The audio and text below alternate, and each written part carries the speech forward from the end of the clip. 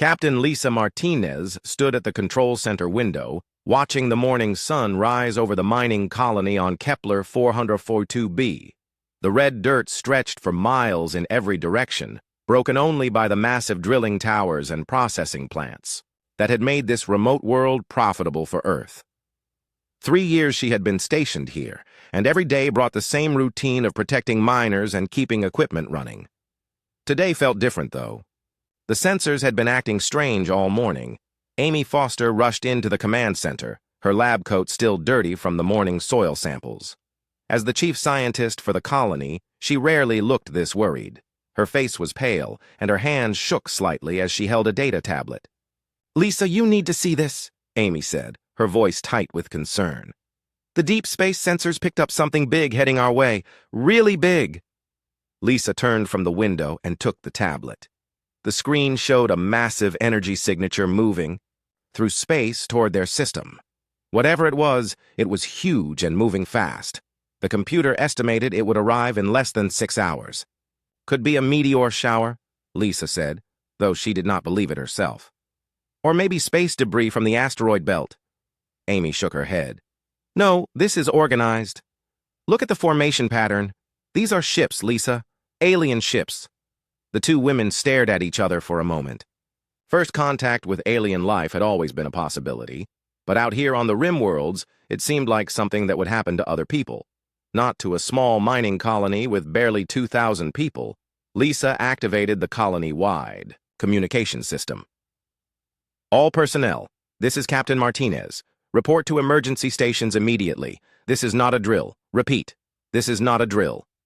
The next few hours passed in a blur of activity. Lisa organized the Colonial Defense Forces, which consisted of 20 Marines and some mining security guards. Amy worked with her science team to analyze the incoming signals. The miners secured their equipment and prepared for possible evacuation. By midday, the alien fleet was visible through telescopes. 12 massive ships hung in space above the planet, each one the size of a city.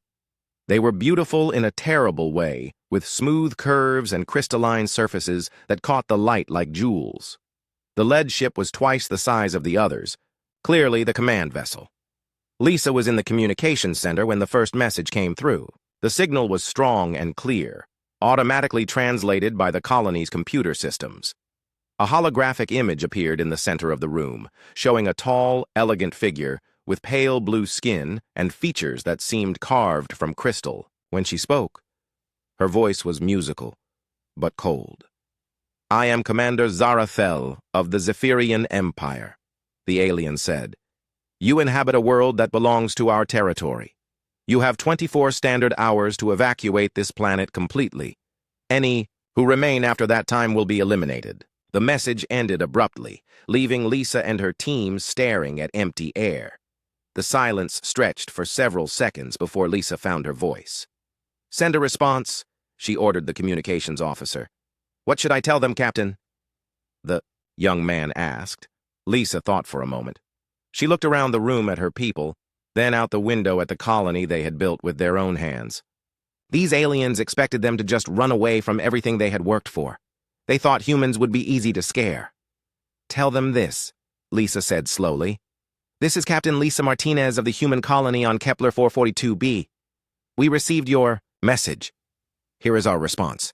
We warned them to run." The communications officer looked confused. "Captain, should I really send that? It sounds like a threat." "Send it exactly as I said it," Lisa replied firmly. Amy touched Lisa's arm. "Are you sure about this? Their ships are huge. We have mining equipment and a few patrol boats." Lisa smiled grimly. "Amy, you have been studying this planet for 3 years. What do you know about the geology here?" "It is mostly stable, but there are extensive cave systems and underground mineral deposits. The mining operations have created a network of tunnels that goes for miles underground." Amy paused, understanding dawning in her eyes. "You want to use the mines. The miners know every tunnel, every cave, every weak point in the rock. These aliens think they are dealing with a normal colony. They have no idea what humans can do when we are cornered." Lisa activated the colony communication system again. "All personnel, listen carefully. We are not evacuating. I repeat, we are not leaving our home. Prepare defensive positions according to Emergency Plan 7. Mining teams, prepare special charges as discussed in training. Security teams, arm all available weapons. Scientists, I need everything you can learn about those ships in the next 20 hours. Over the next several hours, the colony transformed. Miners who had spent years digging tunnels now prepared those same tunnels as defensive positions. The drilling equipment was repositioned to create barriers and firing positions. Amy's science team worked frantically to analyze the alien technology, looking for weaknesses. As night fell, the alien ships moved into lower orbit. Their lights could be seen clearly in the dark sky, a constant reminder of the threat hanging over them.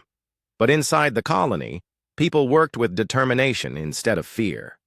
These were people who had chosen to live on a dangerous frontier world. They were not the type to give up easily. Lisa stood on the command center balcony, looking up at the alien fleet. Tomorrow would bring the first battle between humans and the Zephyrian Empire.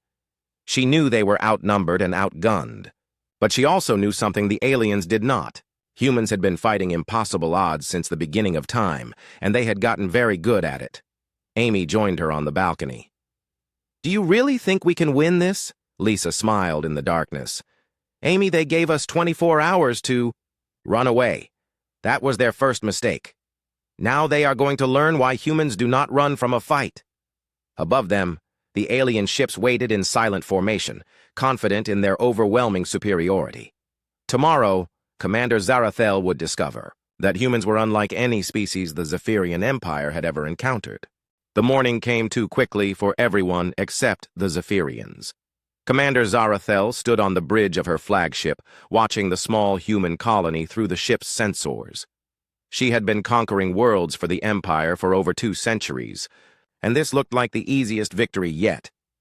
The humans had a few buildings, some mining equipment, and what appeared to be a handful of soldiers. It would be over in minutes. "Sub-Commander Lyra Enos, take your force down to the surface," Zarathel ordered. "Standard pacification protocol. Eliminate any resistance and secure the mining facilities." The young Zephyrian officer bowed gracefully. Lyra Enos had graduated at the top of her class from the Imperial Military Academy, but this would be her first real combat mission. She was eager to prove herself against what the tactical computers classified as a primitive species. "Should I offer them another chance to surrender?" Lyra Enos asked. Zarathel considered this. The humans had sent that strange message yesterday, but she assumed it was just primitive bravado. No, they had their chance. Proceed with elimination. Down on the planet's surface, Lieutenant Kelly Brooks checked her explosive charges one final time. As the colony's demolitions expert, she had spent the night placing carefully calculated amounts of mining explosives throughout the tunnel network. The miners had helped her position the charges with precision that only came from years of working underground. "Kelly, are you ready?" Lisa Martinez asked through the communication device. "Ready as I will ever be, Captain," Kelly replied. "The whole mountain is wired. When those aliens come down, they are going to get a warm welcome." Sergeant Nina Rodriguez moved through the mining tunnels with her squad of 12 Marines. They had modified their mining suits to provide better armor and attached mining tools to their weapons. The plasma cutters could slice through almost anything, and the rock drills made excellent close combat weapons. "Remember," Nina told her team, "these aliens have never fought humans before. They do not know what we are capable of. Let's show them." The first Zephyrian transport ships descended through the atmosphere like falling stars. They landed in the central area of the colony, and troops began pouring out. The Zephyrian soldiers were tall and graceful, wearing armor that shimmered, with energy shields. Their weapons fired beams of pure light that could cut through metal like paper. From her position in the command center, Lisa watched the aliens deploy with military precision. They moved in perfect formation, their weapons ready, expecting to face desperate colonists with primitive guns. She waited until they were exactly where she wanted them. "Kelly now," Lisa said quietly into her communicator. Kelly Brooks pressed the detonator. The ground beneath the Zephyrian forces exploded upward in a massive chain reaction. Years of mining had created an extensive network of tunnels directly under the colony's main area. Kelly had turned that entire network into one giant bomb. The explosion was so powerful that it could be felt from orbit. When the dust settled, half of the Zephyrian landing force had simply disappeared into the crater that had once been solid ground. The survivors were scattered and confused, their perfect formation destroyed. Many of their energy shields had failed from the massive kinetic shock. "What just happened?" Lyra Ennis screamed into her communicator, trying to regain contact with her scattered troops.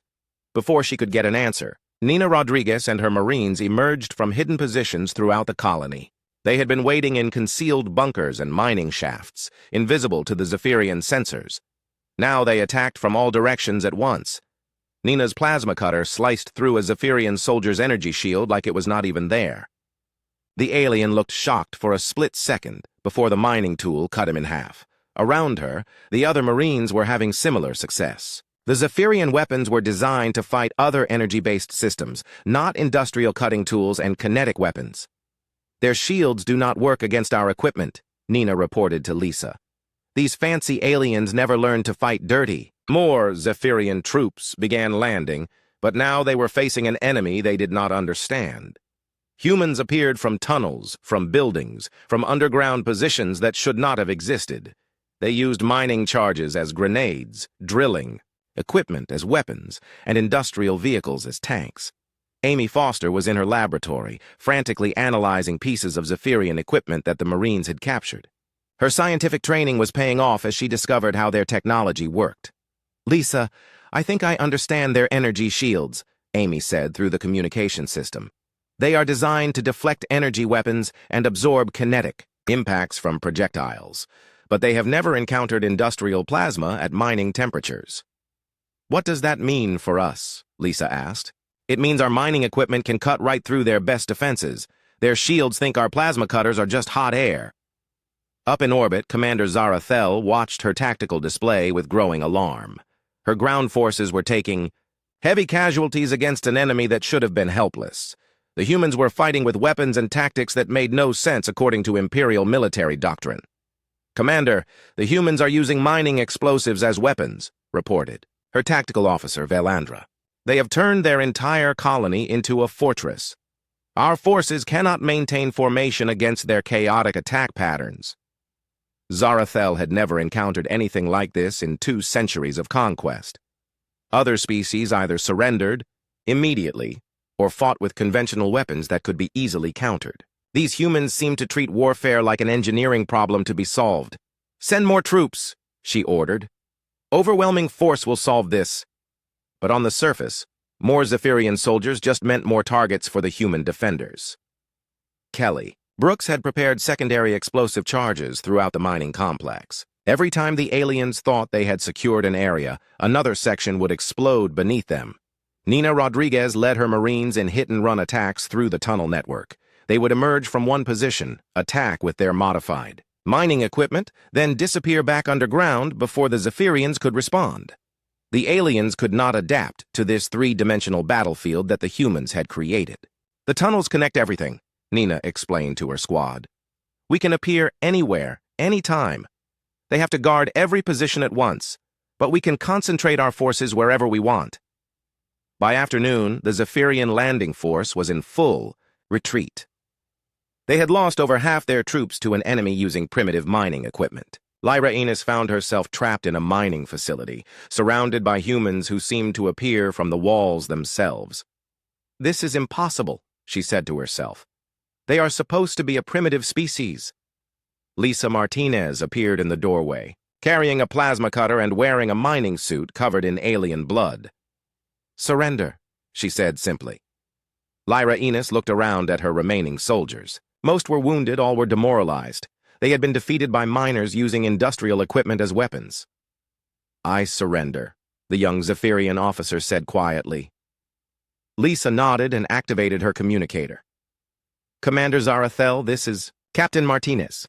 We have your ground commander and most of her surviving troops. I believe you wanted to talk." Commander Zarathel stared at the communication screen in disbelief. The human captain looked tired but determined, standing in what appeared to be a mining facility with several captured Zephyrian soldiers behind her. This was not how conquests were supposed to go. "You will release my officers immediately," Zarathel demanded, trying to maintain her commanding presence despite the shocking turn of events. Lisa Martinez smiled grimly. I don't think you understand the situation. Your ground forces are destroyed. Your remaining ships are in orbit above a planet that just proved humans don't surrender easily. Maybe it's time to reconsider your approach. Before Zarathel could respond, her tactical officer interrupted with urgent news. Commander, we are detecting incoming ships from the human homeworld system, multiple vessels approaching at high speed. The situation had just become more complicated. Zarathel ended the communication with the human captain and turned to assess this new development. Through the ship's long-range sensors, she could see a small fleet of human vessels approaching. They looked primitive compared to Zephyrian ships, but after today's ground battle, she was beginning to question her assumptions about human capabilities. Major Rebecca Stone stood on the bridge of the Earth Defense Force cruiser Defiance, watching the alien fleet through the main viewer. She had received the emergency signal from Kepler 442b 18 hours ago and immediately departed with every available ship. The fleet she commanded was not impressive by military standards, mostly converted cargo haulers and mining vessels, with hastily installed weapons, but it was what Earth could spare on short notice. Maya, are you sure these modifications will work? Rebecca asked her chief engineer. Maya Patel looked up from her engineering console, her hands still dirty from the last-minute weapon installations. The plasma mining equipment we installed should cut through their shields, assuming they work the same way as the captured examples. The cargo haulers have been converted to missile platforms using mining charges as warheads. It's not pretty, but it should be effective. Rebecca nodded. The reports from Lisa Martinez had been clear about Zephyrian weaknesses, and Maya had worked miracles in the few hours they had to prepare. All ships, this is Major Stone. Remember, these aliens expect us to fight like a traditional military. We're going to show them how humans adapt. Down on the planet, Amy Foster was having the most productive day of her scientific career. The captured Zephyrian equipment was far more advanced than human technology, but it was also surprisingly standardized. After hours of analysis, she was beginning to understand how their systems worked. Lisa, I think I figured out their power. Systems, Amy said excitedly. They use crystalline energy matrices that are incredibly efficient but very specialized. They're designed to work with other Zephyrian technology, but they don't adapt well to unexpected inputs. What does that mean in simple terms? Lisa asked. It means we can probably overload their systems by feeding them the wrong kind of energy. Our mining equipment operates on different principles than their weapons. If we can get close enough to their ships, Lisa was already thinking ahead. Can you modify our remaining equipment to interface with their systems?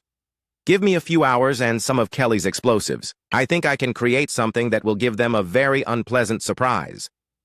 In orbit above the planet, the two fleets faced each other in an uneasy standoff. Commander Zarathel studied the approaching human ships with growing concern. They looked like converted civilian vessels, but the ground battle had taught her not to underestimate human ingenuity. Analysis of the human fleet? She asked her tactical officer. Velandra consulted her instruments. The ships appear to be cargo haulers and mining vessels with weapon modifications. They should not pose a significant threat to our shields and armor. That is what we said about their ground forces, Zarathel replied dryly. Prepare for combat, but be ready for unconventional tactics. The battle began when Rebecca Stone ordered her fleet to attack in a formation that made no sense. To Zephyrian military doctrine, instead of maintaining organized battle lines, the human ships scattered in all directions, approaching from multiple angles simultaneously. The converted cargo haulers launched swarms of improvised missiles, while the mining vessels moved in, close, for direct assault. Maya Patel's modifications proved their worth immediately. The mining plasma cutters, now mounted on the human ships, sliced through Zephyrian energy shields without resistance. The aliens had never encountered industrial-grade plasma weapons designed for cutting through asteroids and planetary crust. Their shields are failing across the board, reported the tactical officer on Rebecca's ship. The mining equipment is working exactly as predicted. But the Zephyrians adapted quickly. Their weapons were far more powerful than anything the humans had faced, and they began targeting the human ships with devastating effect. The converted cargo haulers were not built for military combat, and several were destroyed in the first few minutes of battle. We're taking heavy losses, Maya reported. Our ships can't take much more of this. Rebecca made a decision that would have horrified any traditional military commander. All ships abandon formation, get as close as possible, and ram them if necessary. We're not going to win this by playing it safe. The human fleet dissolved into what appeared to be complete chaos. Individual ships charged directly at the massive Zephyrian vessels, using their mining equipment to cut through hulls and armor. Some human captains deliberately overloaded their reactor cores, turning their ships into massive bombs. Commander Zarathel watched her fleet taking damage from tactics that violated every principle of space combat. "How are they willing to sacrifice their ships like this?" she asked in amazement.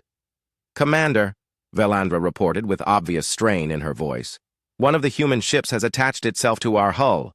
They appear to be using mining equipment to cut directly into our ship." The situation became even more desperate when Admiral Kethvara's command ship arrived from the Imperial Core worlds. The massive dreadnought was 3 times the size of Zarathel's flagship and carried enough firepower to destroy entire fleets. But even as the reinforcements arrived, human ships continued their suicidal attacks with apparent disregard for military logic. "This is Admiral Kethvara," came the communication from the dreadnought. "Commander Zarathel, explain why you are having difficulty with a primitive species." Before Zarathel could respond, one of the human mining ships managed to penetrate. The dreadnought's shields using the same plasma-cutting techniques that had proven so effective. The ship attached itself to the Admiral's hull and began cutting through the armor like it was soft metal. "Impossible," Admiral Kethvara said as damage reports flooded her bridge. "How are they penetrating our defenses?" Down on the planet, Amy Foster had completed her modifications to the remaining mining equipment. "Lisa, I'm ready to test my theory about overloading their power systems." "What do you need?" Lisa asked.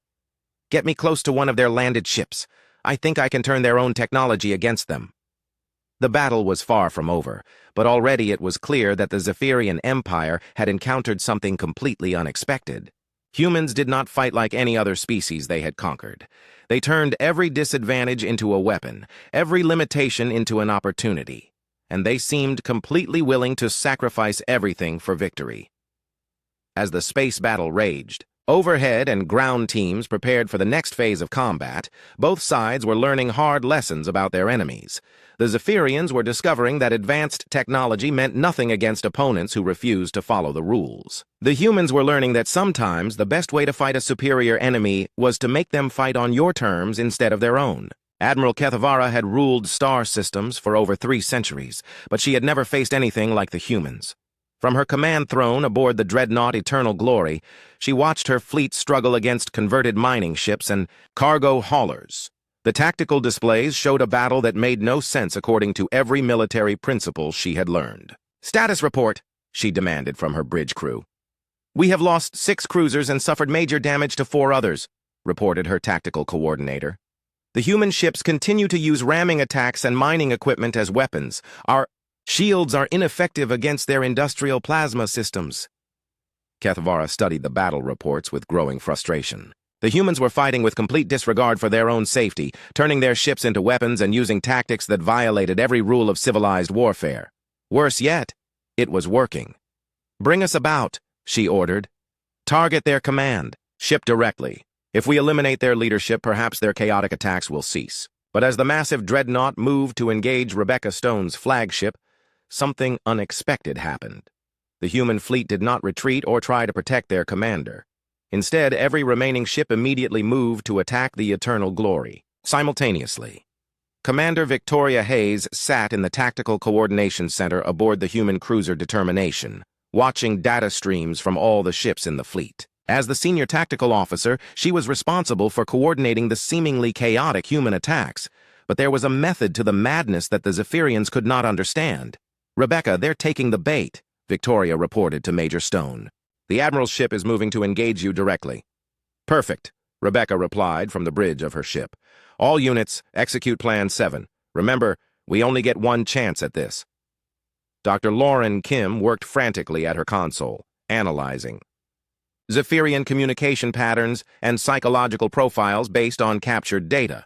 As the fleet's xenopsychologist, she had been studying alien behavior patterns throughout the battle. "Victoria, I think I understand their command structure."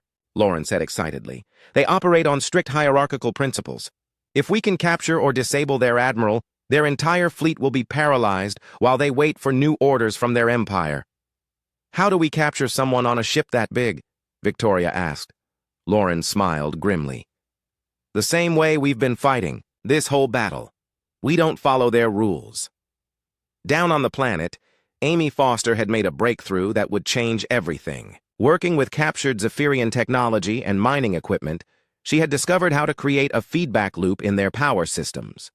The crystalline energy matrices that powered their ships could be overloaded if fed the right kind of interference.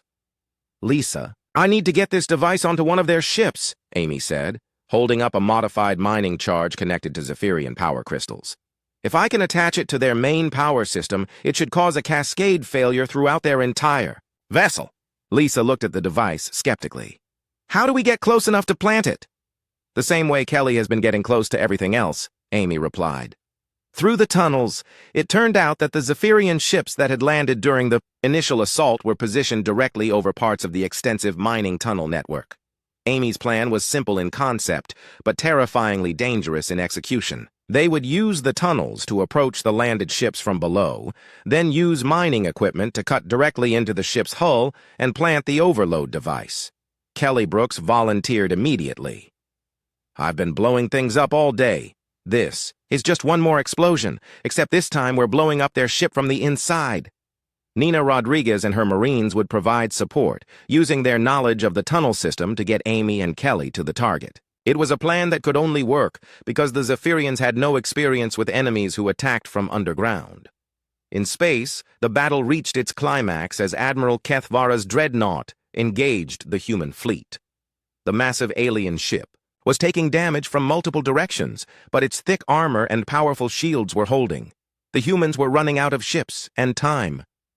Victoria. We need a miracle, Rebecca reported as her ship shook from another Zephyrian energy blast. Working on it, Victoria replied, coordinating the final phase of their attack plan. She had been studying the Zephyrian ship formations throughout the battle, looking for patterns and weaknesses.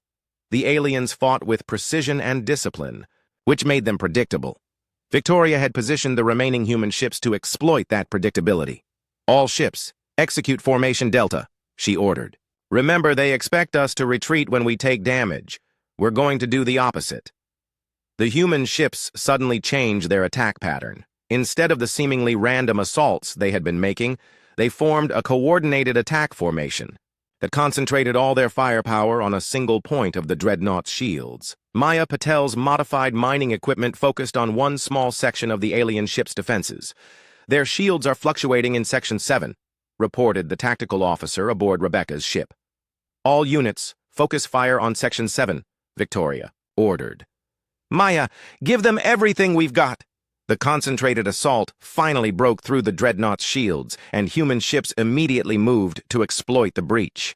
Mining ships attached themselves directly to the hull and began cutting through the armor with industrial plasma systems never designed for space combat. Aboard the Eternal Glory, Admiral Kethvara felt her ship shudder as the humans penetrated her defenses. How is this possible? They are using mining equipment against a military dreadnought.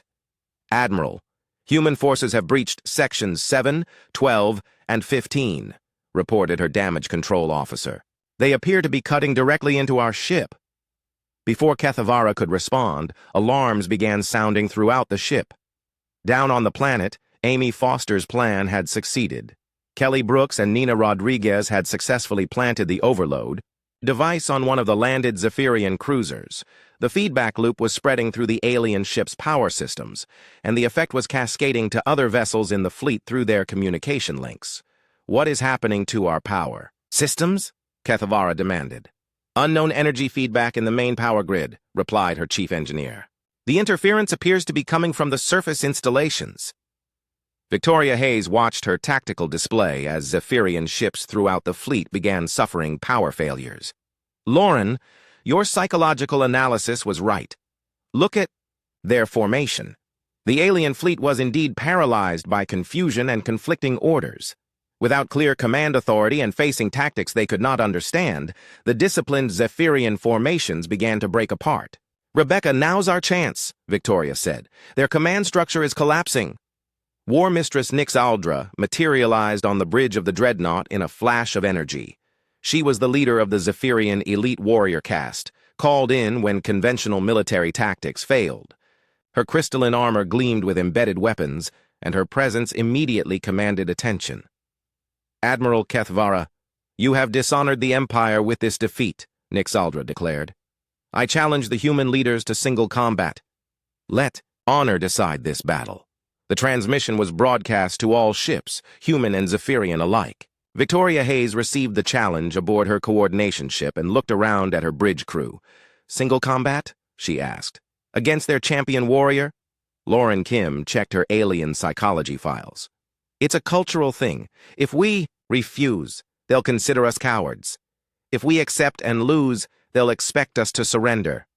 Victoria smiled grimly. Then I guess we'll have to make sure we don't lose. But we're going to do this the human way. What's the human way? Lauren asked. Humans don't believe in fair fights, Victoria replied, beginning to formulate a plan that would shock both fleets. War Mistress Nixaldra stood in the docking bay of her personal combat ship, preparing for what she expected to be a brief and decisive duel. The human who had accepted her challenge was Commander Victoria Hayes, the tactical coordinator whose unconventional strategies had caused so much trouble for the fleet.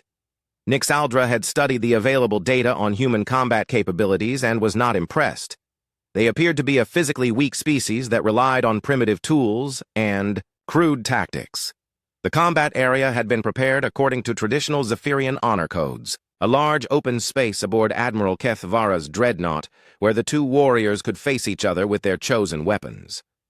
Nixaldra carried energy blades that could cut through any known material and wore armor that could deflect most forms of attack. She had never lost a single combat challenge in over 2 centuries of warfare. Victoria Hayes arrived with her own preparations, but they were not what anyone expected. Instead of coming alone, she brought Lieutenant Kelly Brooks, Sergeant Nina Rodriguez, Dr. Amy Foster, and Chief Engineer Maya Patel. The 5 human women stepped into the combat area together, carrying an assortment of mining equipment, improvised, weapons, and scientific instruments. This is not honorable single combat, Nixaldra protested. You were to come alone. Victoria smiled calmly. You challenged the human leadership to combat. We're all leaders here. This is how humans fight. Admiral Kethvara watched from the observation deck with growing alarm. This violates all protocols of honorable combat. Maybe, Victoria replied, but you're the ones who started this fight. Now you get to learn how humans finish them. The battle began immediately.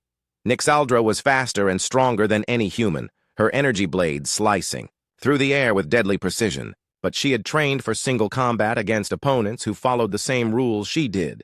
She had never faced 5 opponents working together with different weapons and tactics. Kelly Brooks immediately began setting explosive charges around the combat area, while Nina Rodriguez engaged Nixaldra directly with modified mining equipment. The alien warrior's energy blades were devastating, but Nina used her plasma cutter to parry the attacks while staying mobile. Amy now, Victoria called out. Dr. Amy Foster activated the device she had been carrying, a modified version of the power overload system she had used on the planet. The crystalline energy matrix began interfering with Nixaldra's armor and weapons, causing them to fluctuate unpredictably. What are you doing to my equipment? Nixaldra demanded, her energy blades flickering. Science, Amy replied simply. Maya Patel had been studying the combat area's power systems since they arrived. As chief engineer, she understood how to make things work, but more importantly, she knew how to make them stop working. Her modifications to the docking bay's systems began draining power from Nixaldra's armor. The War Mistress found herself fighting 5 opponents with failing equipment in an environment that was being modified in real time to work against her. It was exactly the kind of chaotic, unfair battle that humans excelled at. This is not combat, Nixaldra said with growing frustration. This is chaos.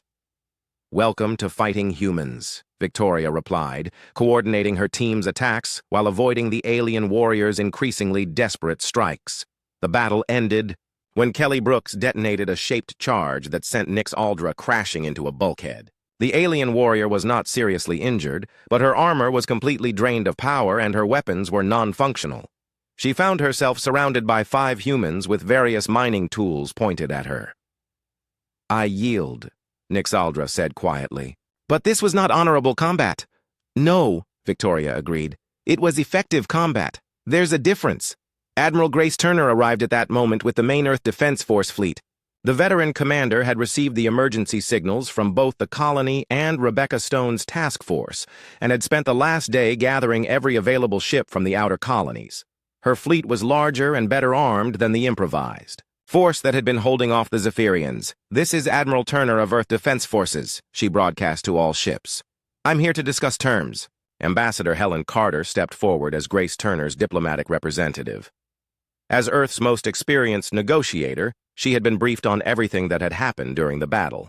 She understood that this first contact situation had already gone far beyond normal diplomatic protocols.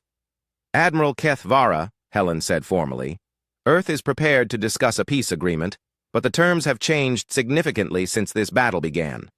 From her throne aboard the crippled dreadnought, Admiral Keth Vara was facing the greatest military defeat in Zephyrian Empire history.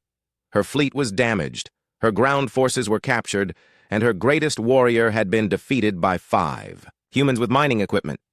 "What terms?" Keth Vara asked wearily.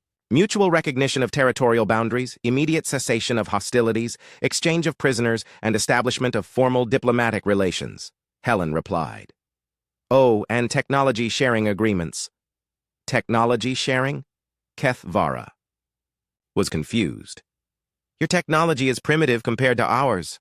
Amy Foster stepped forward with a smile. "Admiral, we've been studying your equipment all day. Your crystalline energy systems are very advanced, but they have some interesting vulnerabilities. We'd be happy to help you fix those problems in exchange for access to your power generation technology." The negotiation that followed was unlike anything in Zephyrian history. Usually the Empire simply demanded surrender and absorbed new territories into their domain. But the humans had proven they could not be easily conquered, and their unconventional tactics posed a genuine threat to imperial military doctrine. "We need to contact the Empress," Keth Vara finally admitted. "This situation is beyond my authority to resolve." The holographic image of Empress Zalthyra appeared in the center of the docking bay. She was ancient even by Zephyrian standards, having ruled the Empire for over a millennium. Her crystalline features were sharp and calculating as she studied the humans who had caused so much disruption. "So these are the humans who defeated 3 of my fleets," the Empress said with interest rather than anger. "Explain to me how this was accomplished." Victoria Hayes stepped forward as the senior human commander present. "Your Majesty, we fought with the tools and tactics we know best. Your military is very skilled, but it's designed to fight opponents who follow the same rules you do." "And humans do not follow rules?" the Empress asked. "We follow our own rules," Victoria replied. "We adapt, we improvise, and we never give up. When you told us to run, we decided to stand and fight instead." The Empress was silent for a long moment, studying the humans through the holographic display. Finally, she spoke again. "Admiral Keth Vara, you will sign whatever agreement these humans propose. The Empire recognizes their territorial claims and their right to exist as an independent species." "But, Your Majesty," Keth Vara protested, "they are just one small colony." "Admiral, look around you. They are standing in your docking bay after defeating your fleet with mining equipment. Do you really think this colony represents the full extent of human capabilities?" The peace treaty was signed within hours. The Zephyrian Empire agreed to recognize human territorial boundaries and establish formal diplomatic relations. Technology sharing agreements were established, with both species contributing their unique capabilities to joint research projects. As the alien fleet prepared to depart, Admiral Keth Vara sent one final message to the galactic communication networks. It was a warning that would be remembered for centuries. To all species and governments within range of this transmission, the Empire has encountered a new species called humans. Do not underestimate them. Do not assume their technology is primitive.